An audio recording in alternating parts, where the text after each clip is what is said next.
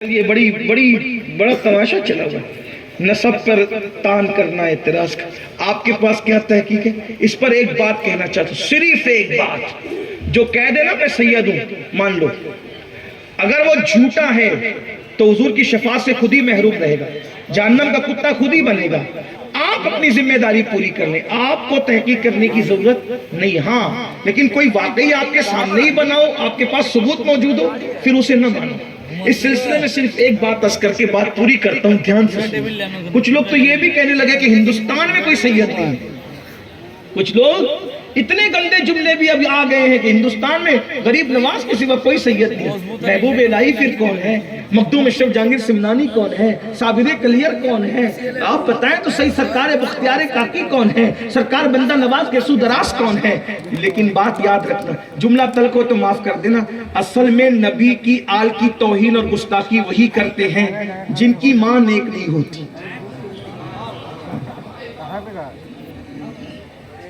تعظیم آل رسول کے لیے باپ کا ایک اور ماں کا نیک ہونا ضروری ہوتا ہے.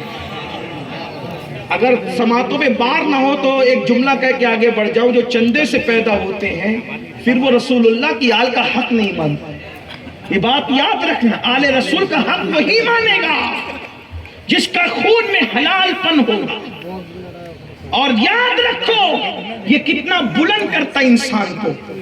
علامہ ارشد القادری رحمۃ اللہ علیہ نے بڑی خوبصورت بات لکھی ہے، اس کو پیش کر کے بات پوری کرتا ہوں. ایک مرتبہ کا واقعہ ہے، ایک غریب سی سید زادی، ایک بہت غریب مفلسی نے گھر دیکھ لیا تھا، غریب تھی، حالات کی ماری، حالات کی ستائی ہوئی. بچیوں کو ایک جگہ پر رکایا، دوپٹے پھٹ گئے، کپڑے پھٹ گئے، پہننے کے قابل نہیں تھی. سوچا چلو مسلمانوں سے کچھ طلب کریں، ایسے بھیک مانگیں گے تو لوگ کم دیں گے اور نسب بتا کے مانگیں گے تو کچھ زیادہ مل جائے گا. ایک سوداگر کے دروازے پہ پہنچی اور پہنچنے کے بعد کہا بابا ہماری مدد کر دو، ہم سید لوگ ہیں. تو اس سوداگر نے کہا، بڑا سخی کہلاتا تھا، اس سوداگر نے کہا جس کو دیکھو وہ سید بن کے چلا آتا ہے، جس کو دیکھو. اگر تم سید ہو تو تمہارے پاس سید ہونے کی سند کیا ہے، شجرہ کہاں ہے، نشانی کیا ہے، ثبوت کیا ہے؟ اس نے کہا بابا جو روٹی کے ٹکڑے کو محتاج ہو وہ شجرہ نسب لے کے کہاں گھومے گا؟ ہم تو بس اتنا ہی کہہ رہے ہیں کہ ہے تو ہے، اب کیا ثبوت پیش کریں، ہمارے پاس تو کوئی ثبوت ہی نہیں. کہا کہ چلے جاؤ یہاں سے، ثبوت نہیں تو ہم تمہیں کچھ نہیں دیتے. پھر کیا ہوا؟ ادھر وہ وہاں سے ہٹی، ایک مجوسی تھا، آتش پرست، آگ کا پجاری.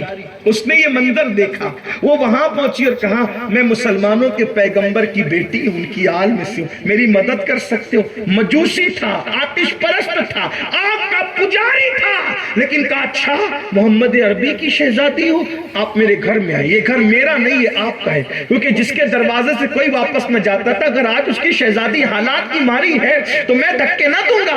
یہ گھر آپ کا ہے، میں آپ کا غلام ہوں، میری بیوی آپ کی کنیز ہے. اور خود کی بیوی کو بھیجا کہ جاؤ ان کی شہزادیوں کو لے آؤ، کپڑے دیے، کھانا دیا، کمرہ دیا، اسی میں رہو، یہ آپ کا گھر ہے. اللہ اکبر. رات ہوئی، وہ سوداگر کلمہ پڑھنے والا سویا، کیا دیکھا؟ میدان محشر بپا ہے، جنتی جنت میں جا رہے ہیں، جہنمی جہنم میں جا رہے ہیں. تو حضور شفاعت کر کر کے جنتیوں کو جنت میں بھیج رہے ہیں. یہ جناب سوداگر صاحب بھی آئے اور آنے کے بعد کہنے لگے حضور میں بھی تو امتی ہوں نا آپ کا، میری بھی شفاعت کریں.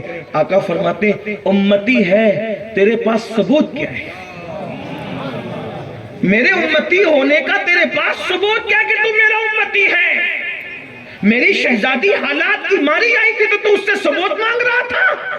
نکل جا یہاں سے، اس سے ثبوت مانگنے والے نکل جا. جب دھتکار دیا گیا اور دھتکارنے کے بعد آنکھ کھلی، پریشان ہوا، چلانے لگا، پاگلوں کی طرح چلانے لگا. اور پھر جب نوکروں نے، خادموں نے، گھر والوں نے کہا کیا ہوا تو ساری داستان اور رودات بتائی. اور جب رودات بتائی تو پھر کیا ہوا کہ ڈھونڈو شہزادی کو، سید زادی کو. جب ڈھونڈا گیا تو کسی نے بتایا کہ مجوسی کے دروازے پر گئی تھی آپ کے بعد. مجوسی کے دروازے پہ صبح کو پہنچے تو کیا کہا حق سے، تم کافر ہو، تم مجوسی ہو، ہم مسلمان ہیں، نبی کی آل پر ہمارا زیادہ حق ہے، اس لیے شہزادی واپس کرو، ہم اپنے گھر لے جائیں گے. اور مجوسی نے کہا آئی تھی تو دھکے دے کر کے بھگایا ہے تم نے، اور آج لینے آئے ہو، اور پھر اس کے بعد رات دھتکارے گئے ہو.